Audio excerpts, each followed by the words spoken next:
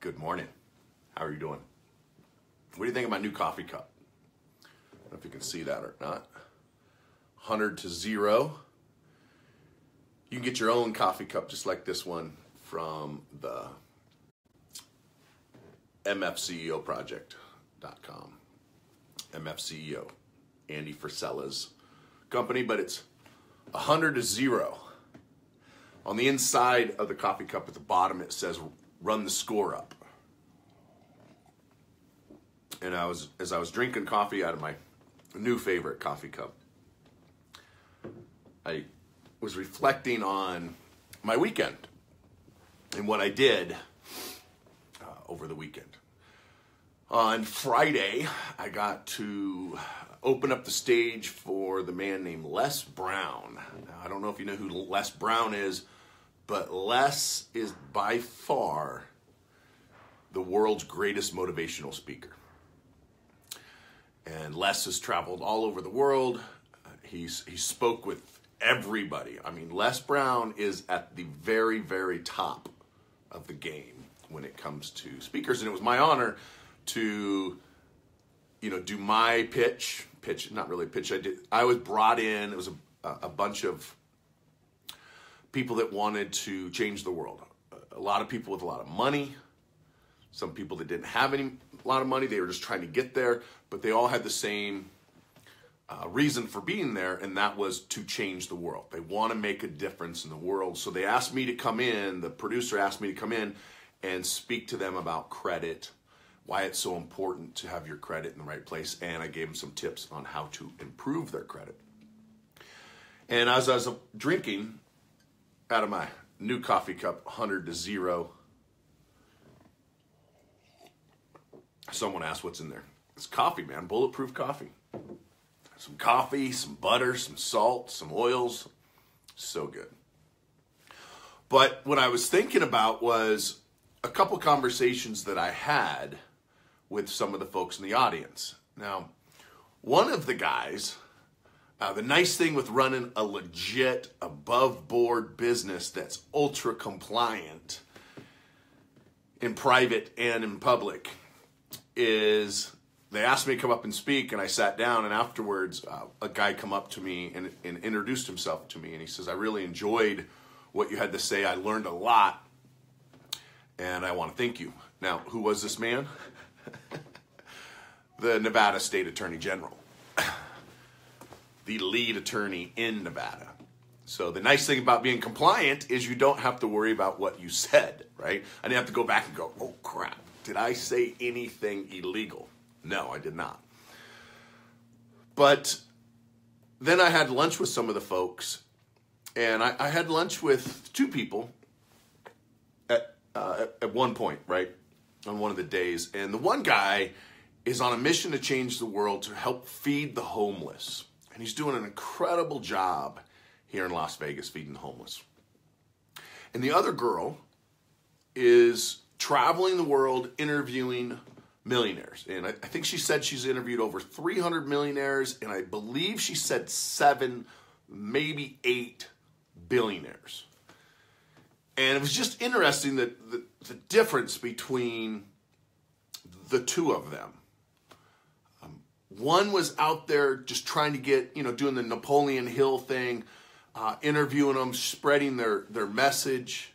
And the other one is feeding the homeless. But what was interesting about the gentleman that's feeding the homeless, that created a company to feed the homeless, not a non-profit or not-for-profit corporation, but an actual for-profit corporation that feeds the homeless. What was interesting was the lady said something about she only works with millionaires, and if you're not a millionaire, she will not work with you. And then he said to me, I'm not a millionaire, and I don't want to be a millionaire. I don't ever want to have that much money. Which I find is very interesting. What I find about that to be interesting is he's at an event to change the world, yet he doesn't want to have money that would allow him to change the world in a much more rapid pace. And I've thought about that over the weekend. About how many people have said to me, and probably said to you, maybe you've said this yourself, I don't want to be rich. I just want to be happy. I just want enough. I don't need to be rich. Why do people say that? I don't want to be rich. Money's not everything. Money's the root of all evil, right? Is it because they're afraid to say something that they want to do it? And they're afraid people will judge them? Because it's in our society, especially today, there's like this unsaid commonality that is, it's bad to win. Just play the game to play. Everybody gets a trophy. And that's why it's interesting with this coffee cup. It's 100-0. Not let's just play to win. It's 100-0. You run the score up 100-0. Now think about that in football and basketball and baseball.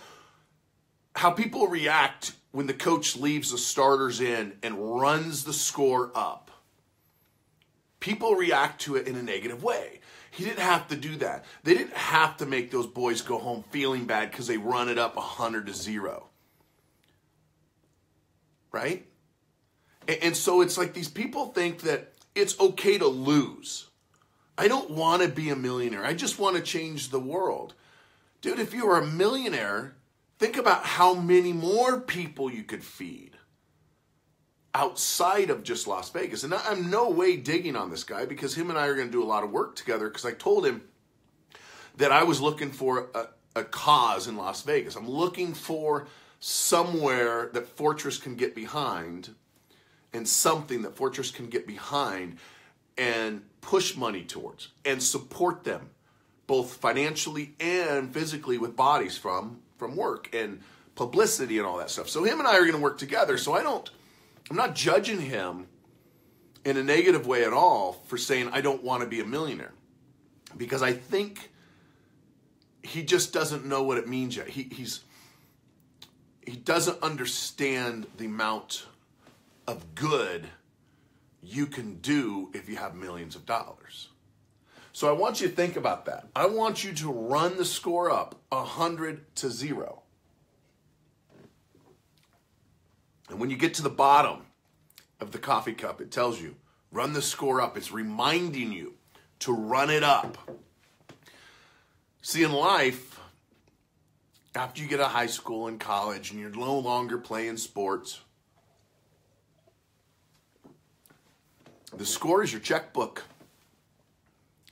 The score is your checkbook. How many dollars do you have in your checkbook is the score. Now, I'm not saying to go out there and make all the money just so you have money. That's not why you do it. That's not why you should do it. And if you're doing it because of that, you're not going to be happy. You're not going to be fulfilled. Look at all of the wealthy people out there that are not happy, not fulfilled, and it's because they did it for the sake of having money, not for the sake of making a difference and helping other people. So when you make money, run the score up, it's really to make a bigger difference in people's lives, to help more people. Can you imagine if Mother Teresa was a billionaire, what she could have done? Look at what the Gates are doing. Look what Warren Buffett's doing, Ashton Kutcher. Look what they're doing with their money. Yeah, they live in, beautiful mansions. I mean, Warren Buffett lives in a house that he's lived in since, I think, 1956 or something when he bought it, or 1970 or some ridiculous, like 40 years ago he bought this house, he still lives there. And Bill Gates lives in a completely automated house, and you would expect that, right? I mean, he's a tech guy.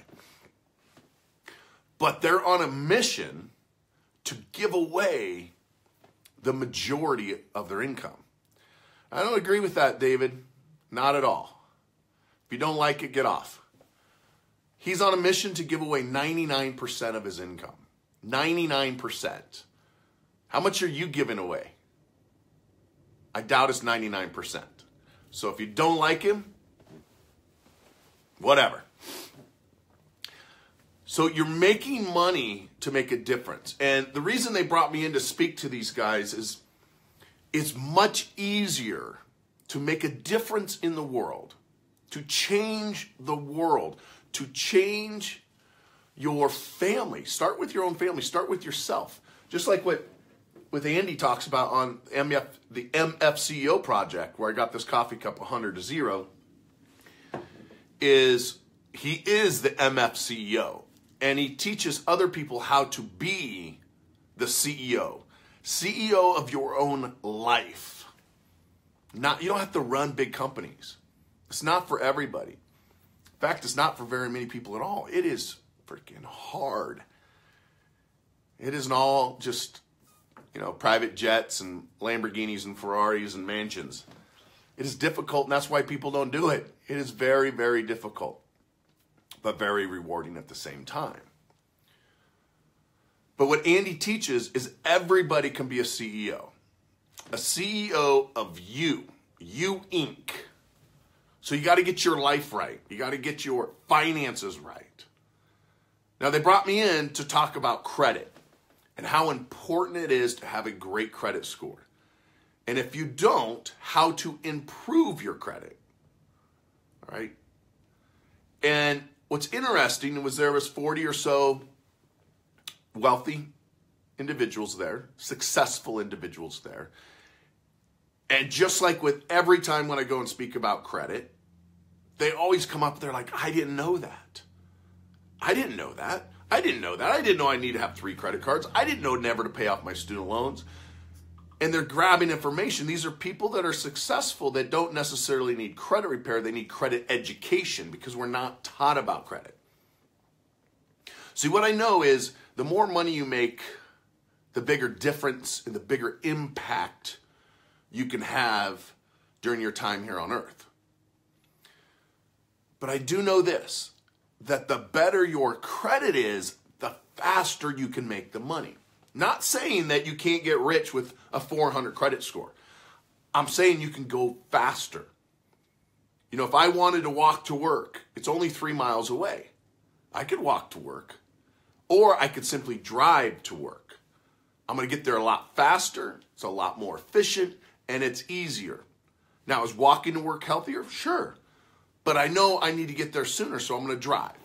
Just like if I'm going to Washington, D.C. on Thursday to meet with members of Congress, the Federal Trade Commission, members of FICO, a lobbyist, a bunch of other professionals.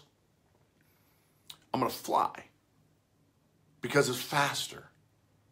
You can make more money. You can get wealthier faster if you have great credit.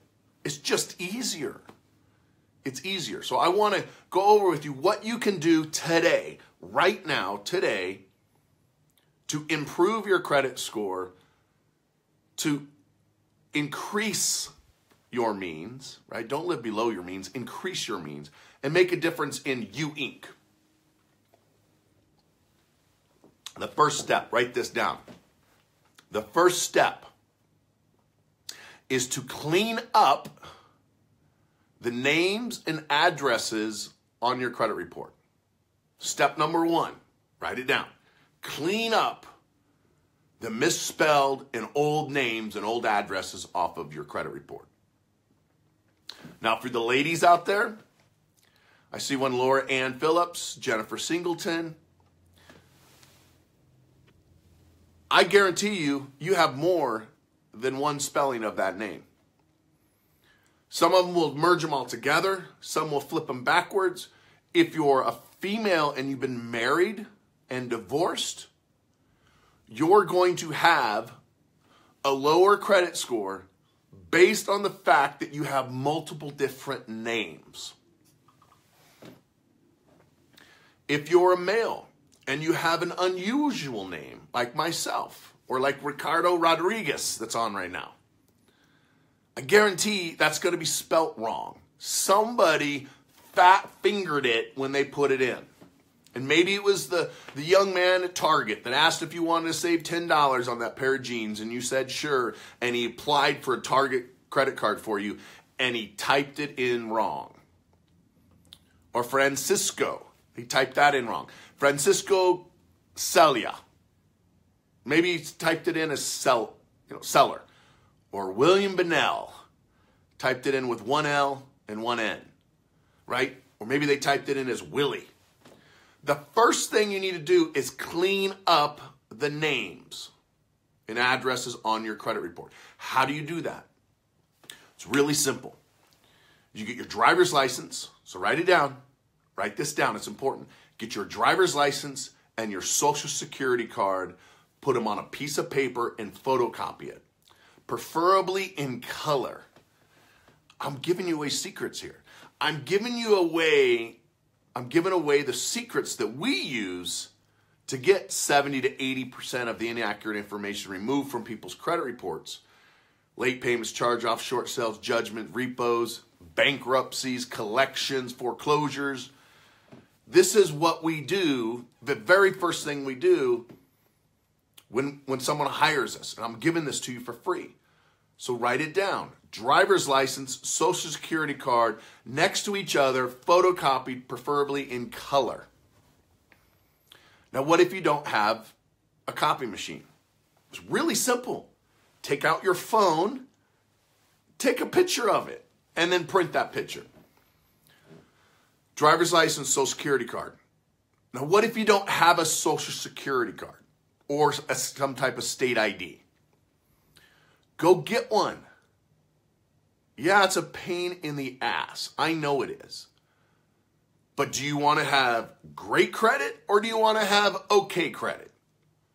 So if you want to have great credit so you can get those 0% loans like my friend Steve Dunn did, I had lunch with him last week.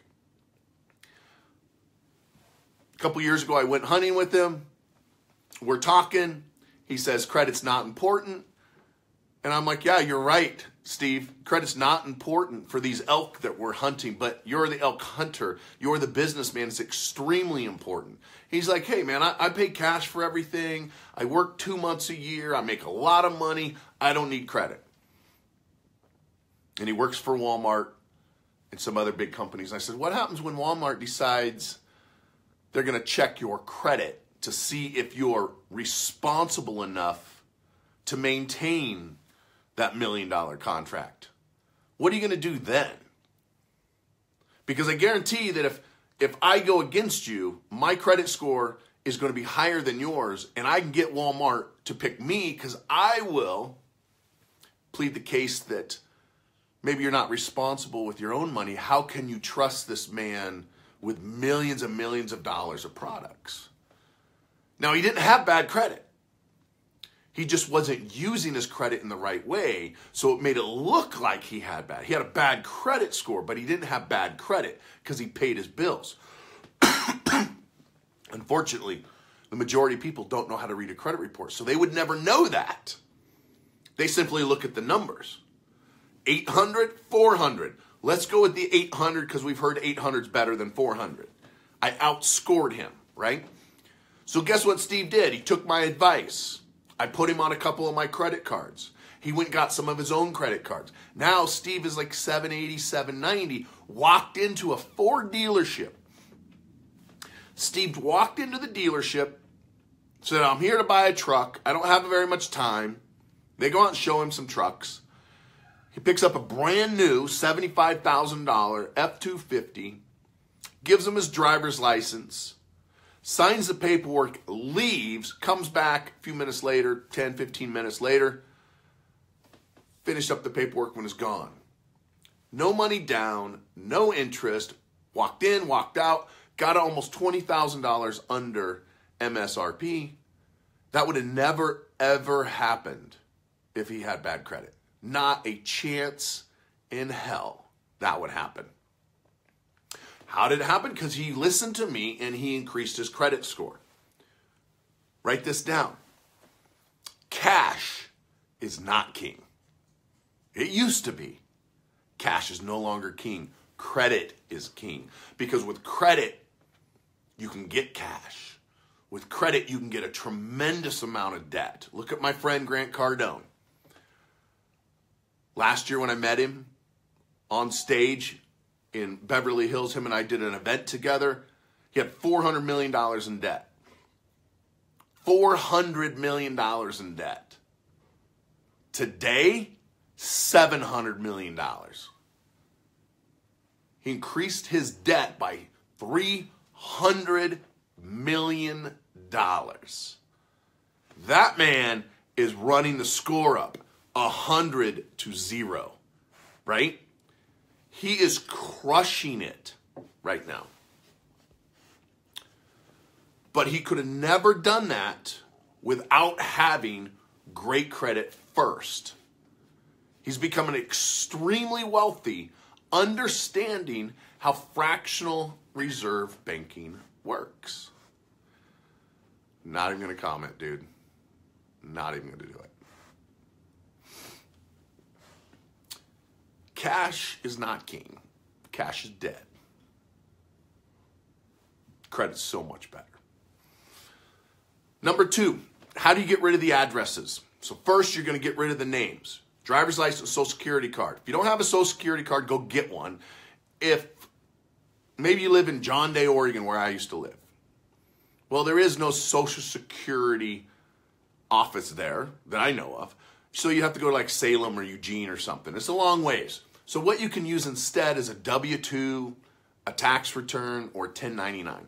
Some type of official document with your name that preferably matches what your driver's license says and your social and your date of birth, right? And it probably won't have your date of birth on it, but it will have your social security number. So name, social security number, make sure it matches. If it doesn't match, then you're in serious trouble. You need to go get a driver's license that matches your social security card, because that is your legal name, your social security card. Good friend of mine lives in Lake Tahoe. Everybody calls him Flipper, Flipper Manchester. He's been called Flipper since he was a little baby because he used to flip in the crib. Instead of rolling over, he would flip. And then through high school, he started doing flips on jet skis and motorcycles and snowmobiles. And so his whole life, everybody's called him Flipper. On his driver's license, it's Flipper Manchester. But on his social security card, it is not Flipper, right? And I can't remember what his legal name is, but it's not Flipper. That was his nickname that his mom gave him as a little tiny baby. And now he's almost 50 years old. And for the last nearly 50 years, everybody's called him Flipper or Flip. On his credit report, it even says Flipper, right? So you can have nicknames on your credit reports. You can have misspelled names. You can have your ex-spouse's last name still on there. You can have your maiden name on there. You got to get it off. The more names you have on your credit report, the more misspellings, the more different variations of names, the lower your credit score is going to be. The more addresses you have on your credit report, the lower your credit score will be. So you're going to take a picture of your driver's license, social security card, preferably in color, print it, and you're going to send it to the credit bureaus. And you're going to dispute every single misspelled, inaccurate name on your credit report. And I mean every one of them. Then you're going to work on the addresses. Now, how do you get the addresses removed? You send them a current utility bill. So write this down. Send a current utility bill. What is utilities? Gas, sewer, water, electric, home phone. That's utilities. Gas, sewer, water, electric, home phone. One of those. What if you don't have utilities in your name? Like, I don't have utilities in my name here at my house here in Vegas. It's through the property management company. So instead of me paying utilities, everything's in their name, and I pay them one payment a month on my American Express card, so I get the points. I get almost 7,500 points, sometimes up to 9,000 points a month from paying rent with my American Express card. Why the difference? Because in the summertime, I got a $1,000 electric bill from the air conditioning, right? The wintertime, I don't have to water. And I don't have to turn on the AC. So you got to dispute the inaccurate addresses, the old addresses. And I know people are, when we used to charge for this, people would say, well, that was my name. Well, I used to live there. This is ridiculous. I don't want to pay for this. $25 to clean up names and addresses? It's never going to help me. I want you to work on the bankruptcy. I want you to work on the late payments. We got to build a foundation first. And this is what a lot of credit repair companies do not do. They do not work on names and addresses and inquiries and date of births and wrong socials and wrong employers. They simply work on the sexy stuff, the late payments, the charge-offs, the collections, and we do too. But remember, the difference between what I do and what they do is I charge you after the fact. I charge you after I fix your credit. I don't get any money up front. I don't get a retainer fee. I don't get a setup fee. I don't get monthly service fees or management fees or maintenance fees to maintain your account. For me, it's all or nothing. I have to get things deleted to get paid. The other companies don't. If you're paying them $79 a month, they're never going to send in your driver's license, social security card with the current utility bill prior to sending dispute letters because they don't want anything to come off. They want to drag it out as long as possible because that is their business model. And that's been the business model for the last 30 plus years. I don't do it that way. I work on the names, the addresses first, and then the late payments. So write this down. Driver's license, social security card, current utility bill. If you don't have utilities in your name, then a bank statement will work as long as the name and the address matches the driver's license and matches the social security card. They have to match. There can't be variations. Name, date of birth, address has to match. You're going to send that to Equifax, Experian, and TransUnion. You're also going to send that to your creditors, but not a letter, not a dispute letter. Instead, what you're going to do, and I don't have one here on my desk, is on every invoice or every bill you get is change address, right? That's going to change the address in their system. That is reported to the credit reporting agencies on a regular basis. So if you've gone by a nickname your whole life, Flipper Manchester, then I recommend if you want to continue to use that name and you want to increase your credit score the highest possible that you can do, then change your name. Change your name just like you do when you got divorced, if you're a female. Or I know there's some men out there that take their wives' maiden names, right? Never understood that. It's kind of weird, but it's not weird. It's just different because that's not what we're accustomed to. And I think if that's important for them, then that's what you do, right? But if you want to continue to use that nickname, I had a client that her name, what was her name? Dolores. Her name was Dolores. But she wanted her name to be Essence. So she legally changed her name to Essence. Got rid of the Dolores, changed it to Essence, got a new social security number, new everything. Maybe that's what you need to do to get a fresh start. I don't know. It's okay if you want to do that.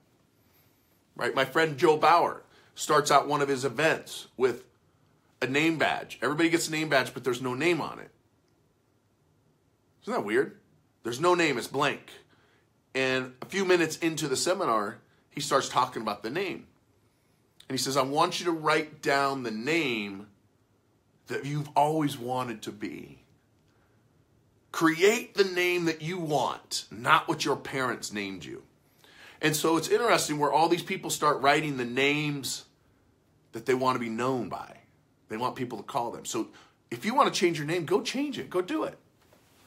Now, don't do it just because you got horrible credit and you think that changing your name is going to fix your credit, because it doesn't work. They eventually find you, right? Change the... So you want to dispute the inaccurate names, and you want to dispute the old addresses and misspelled addresses, date of births, and employers.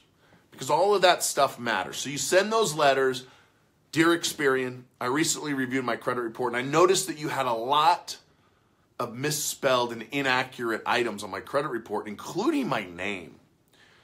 Experian, my name is Rondi Ray Lambeth. Now, I see that you're reporting it as Rondi, R-H-O-N-D-I, or R-H-O-N-D-E-Y, or Randy, or Lambert. That is incorrect. The law says you have to report accurate, verifiable information, and so I've included a copy of my driver's license and my Social Security card and my current utility bill, proving that the information you're reporting is inaccurate, and what I want you to change it to is the only accurate way to spell my name, the only accurate address that I live at. I do not live at these old addresses such as da-da-da-da-da-da, right? And so you write that letter, you send it to Equifax, Experian, and TransUnion. And you do that every month until they clean up the garbage.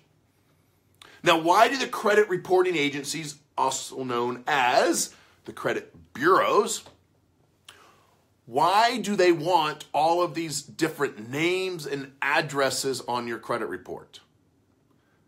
It's money. For every name, every address that they have, it's more money for them. So when a marketing company wants to buy a list, they can sell you. If you got 5 different names, they can sell you 5 different times. See, when they sell the list, they don't sell the Social Security number. They sell the name and the zip code. And that's why you get these pre-approved credit card offers in the mail. And you're like, I didn't apply for credit. And yet they show up because you're on the list that someone bought. And you want to clean that up. Because what happens if you fix your credit? You finally got your G6. You finally got your Ferrari or your mansion, or you finally got your 1,500-acre ranch in Idaho. Whatever it is you want. And you finally get your life together financially and credit-wise. And then you start getting collection calls from somebody across the states, across the United States, about some electric bill, a cell phone bill, a car. And what happened was you didn't clean up the addresses, and somebody living in a condo or an apartment that you lived in during college or 20-something years ago or 5 years ago or even 5 weeks ago, they got one of those pre-approved credit card offers. And they filled it out and they sent it in. You do not need a full Social Security number to get approved for a credit card. Did you know that? I don't need your Social Security number to pull your credit. I need the last 4. That's all I need. That's all I need to pull your credit. So what happens is you don't know who's living in that house that you lived at a long time ago, who's going through the mail, or who's going through the garbage of the person who lives there now. Next thing you know, your life is turned upside down and you're known as a victim of identity theft because you didn't clean it up. Or worse yet, and this happens 70%, 7 out of 10 victims of identity theft is a direct result of the credit reporting agencies merging data together. Because your name is similar to this name and they merge it. I see this all the time with parents and kids, but I also see it all the time with people like, William Smith, Rick Miller, right? Their names are similar and they get merged because the last four of their social match or they're close. Do you know my brother and I are 1 digit apart? 1 digit apart on our social security numbers. 1. Mine ends in 4-1. His ends in 4-7. The exact 7 or exact 9 number or exact 8 numbers, because there's 9, but the very last digit's the only digit different with my brother. Same last names, right? 1 digit off and only 1 month off on the birthday. So with that, it would be very easy for them to merge our files together if we had the same addresses on the credit reports, if we had the same banks, the same credit cards. So you want to clean all this data up so you're never merged accidentally. And so no one also gets your mail and opens up a credit card. So the first step that you're going to take today is clean up your names, all the misspellings of your names, all of the old names. You're going to clean up the addresses. Everywhere that you've ever lived in the past, you're going to dispute. You only do not dispute where you live today, because that's the only accurate address that matters. So dispute the names, the addresses, the date of birth. I see this all the time. There's different dates of births. Social security numbers, you want to clean that up. And lastly, you want to dispute the inaccurate old employers. It is really important that you only have your current employer listed on your credit report. The type of employment that you have actually could impact your credit score in a negative way. Let me repeat that. The type of employment you have today could have a negative impact on your credit score. Here's how. If you are a policeman, a school teacher, an attorney, a blue collar, I know attorney's not blue collar, but any type of blue collar work that you clock in, you clock out, it's a steady paycheck, you have security, like so many of you want. If you have a good, safe, secure job, your credit score generally will be higher than an entrepreneur, than a real estate agent, than a mortgage broker, than a contractor. Because you have a steady, safe, secure job. Versus me, I don't have security at all. Or maybe I do. Maybe from the lack of security gives me all of the security that I want. But when you're an entrepreneur, a real estate agent, which really is an entrepreneur, a mortgage broker, anybody that's on commission sales or 1099 contractor, you will often have a lower credit score than a school teacher or a nurse or a fireman or an attorney or a plumber that works for a plumbing company. So you want to clean up those prior employments or prior employers. You want to clean that up because that can lower your credit score. And here's how it lowers your credit score. You're never going to see any of this on a FICO pie chart. Never. Because it's not on the FICO pie chart. It's built into the algorithm, the scorecards. There's over 4,000 different FICO scorecards. And there's probably even more now that they've launched FICO 9.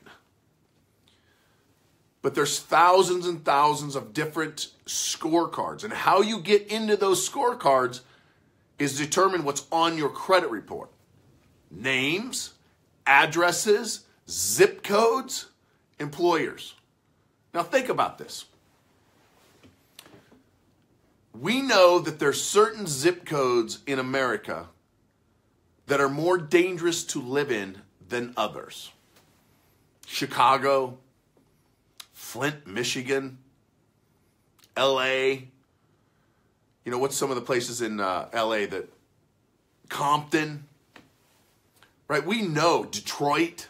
We know there's certain zip codes that are dangerous, that the murder rate is extremely high. Now let me ask you, do you think that people living in Flint, Michigan, and I'm thinking of Flint because I just watched this very good documentary about Flint, and if you have Netflix, I highly recommend that you watch it, called Flint.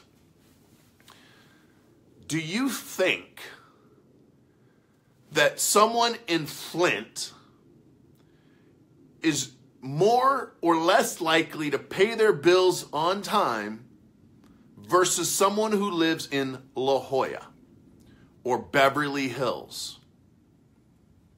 Who's going to pay, is more likely, or I should say less likely, to pay their bills on time? A Flint, Michigan resident or Beverly Hills resident? Who's less likely? The person living in Flint, based on the demographic. Not saying that the person in Beverly Hills is better than the Flint people because they have more money than Flint. But based on the demographic and based on the last 62 years of tracking data, FICO will tell you if you live in Flint, Michigan, there is a higher likelihood of you missing a payment. There's also a higher likelihood of you being murdered, right? So your zip codes make a difference through the scorecards. Now, it's illegal for them to lower your credit score based on race, religion, race, religion, sex, where you live. But they can put you in different scorecards because the scorecards are what helps them predict the future over the next 2 years of whether or not you're going to pay your bills on time. That's what the scorecard, that's what FICO's trying to do, is what's the likelihood that you will pay your bills on time for the next 2 years? And they are extremely good at predicting the future, which is why 90% of the world's banks use them. So your addresses matter. Your names matter. Your social security number, your date of birth, all of that information matters because of the scorecards. So if you want to improve your credit, the first thing you should do is dispute the inaccurate names on your credit report, the inaccurate and old addresses on your credit report, the inaccurate and old employers, the inaccurate birthdays, the inaccurate social security numbers. You want to dispute that. You want to get as much of that garbage off of your credit report so it's clean. Let me ask you something. If I come into you and I wanted to borrow money from you, would you want to look at my credit report like a bank? Sure. Would it make a difference if I had 15 different names, 5 different names? Would it make a difference if I moved every 6 months and I have just a list of previous addresses? Would you want to loan money to me? And you're thinking, sure, I'd loan money to you. But then compared to the other Rondi, same house for the last 10 years, same job, same income, one name, one address. Who's more reliable based on just looking at that? Who's more responsible? Sure, I could have been moving because of jobs and I was getting promotions. Or was it because I got fired? Because I was running from the law. I was running from people. Right?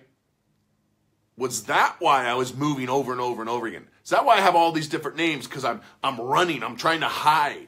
I'm trying to get credit in my name, not using my name. And this is why FICO will put you in that different scorecard, because they know that if you move on a regular basis, the likelihood of you paying your bills on time is going to go down. So the person who's stable, same job, same address, same name, is more likely to pay their bills on time. Does that make sense? Are you understanding why the names and addresses are so important? Why doesn't everybody else do this? Why don't the credit repair companies that are out there do this? Is because they don't want to fix your credit quickly. They want to drag it out as long as possible so they can get their $79, $89, $99, $119 a month for 2 to 3 years. That's just how their business model works. That's fine. We used to have Blockbuster where you drove to the store and got your movie. Right? That model is done. Look at Toys R Us. You used to go to the store to get toys. And then Amazon said, hey, partner up with us. We'll help ship your toys. And Toys R Us gave them the middle finger. Well, who's giving the middle finger to Blockbuster now and to Toys R Us, right? Netflix. They laughed at Netflix. I was reading a comment. I'm not sure what that says, but that model is old and it's not going to last. People are way too smart now. The problem is, and I experienced it this weekend when I was speaking or at the event that I was at. This girl's like, what? I got bad credit.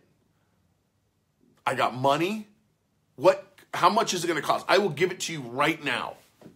I said, no, that's not how we work. We're going to fix your credit first and then bill you later. She's like, no, I have money, like $3,000, $4,000. What can I write you right now? What will it cost me right now for you to fix my credit? I could easily taken $4 or $5 grand from her right then and there. It'd be illegal. Yeah, there's lots of people that do it. I'm not going to participate in that nonsense.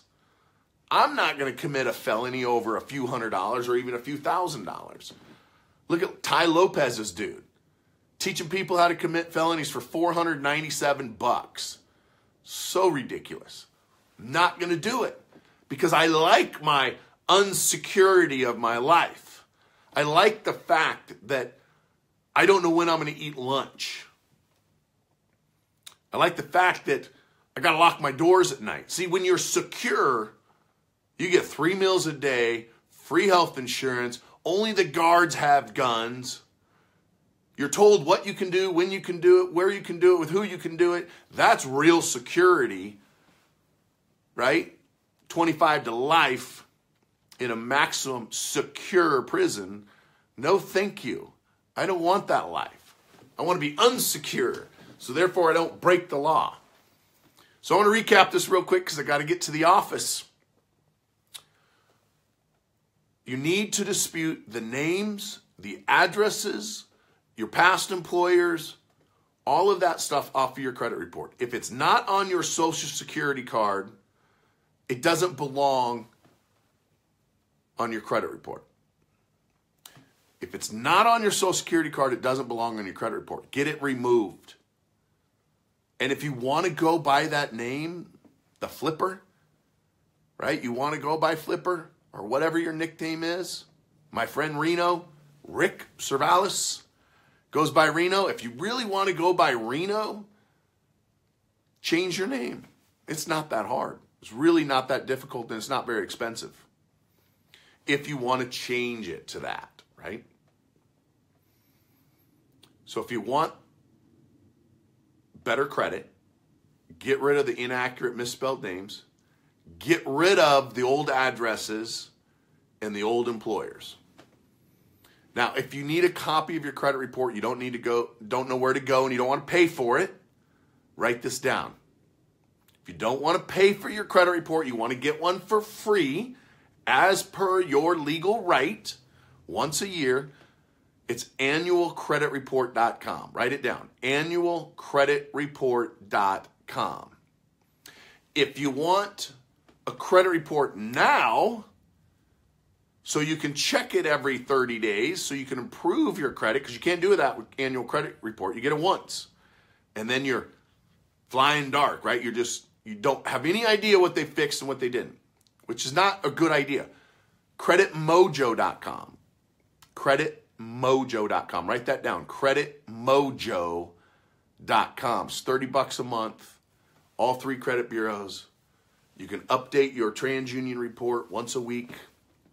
It's included in it. You can update the other 2 once a month, $30 a month. CreditMojo.com. You can cancel anytime you want. You can also dispute through there if you want. I don't recommend disputing online unless you want to do what one of my clients is getting ready to do, which is sue the credit bureaus, the collection companies, and some credit card companies, because his daddy was a bad boy.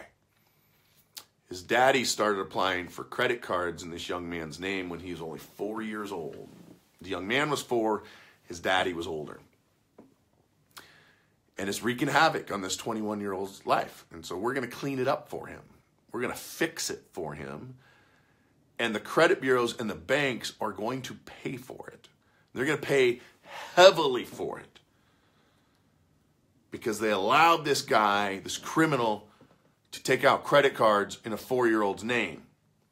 And for 17 years, he's been using his son's name and social and date of birth without the son even knowing about it. Son can't go to college, can't get a student loan, can't get a credit card, can't rent an apartment, can't buy a car, because his credit is trashed. So we're going to clean it up. First thing we're going to do, names, driver's license, address. We're going to clean up all the garbage, because what his dad did was changed his date of birth. Because the kid's 4 years old and the dad's getting credit cards in his name. So he had to change his date of birth. He left the name the same, social the same, changed his date of birth. And you might think, well, how can that be possible in the information age that we live in? Well, if you apply for credit cards, even if they turn you down, there's still a record, and it updates the system. Remember I told you you're going to change your name on your bills to the new address, the new legal spelling of your name, whatever it says on your social, and you're going to send that to each creditor with your bill every month. Now, you can only do that if you get paper statements. If you don't get paper statements, then you got to go online and do it online. They will then report that to the credit reporting agencies within about 30 days. That's going to help you clean up those misspelled names, old addresses. The fastest way to get wealthy, I shouldn't say the fastest way. One of the things that you need to do in an attempt to get wealthy, to have a better life, is to fix your credit. Increase your credit score. So that's all I wanted to go over with you guys today, was 100-0. Run up the score. Don't play fair. Don't be afraid of hurting other people's feelings because you're better than them. Your credit score is also a score, right? It's a score. You want that as high as possible. Anything over 740 is where you want to be. That's your score, and you're in charge of your score. You can increase your credit score. And the easiest way to do it is dispute the names, the addresses, the old bosses, date of births, and social security numbers. Hope you enjoyed today's Coffee and Credit. If you don't know who Andy Frisella is, I highly recommend that you check out the MFCEO Project. MFCEO Project. Get you a coffee cup, 100-0. And you can almost see on the inside, I don't know if you can be able to see it. There you go. Run up the score. Run up the score. 100-0. Every day, all day. See you later.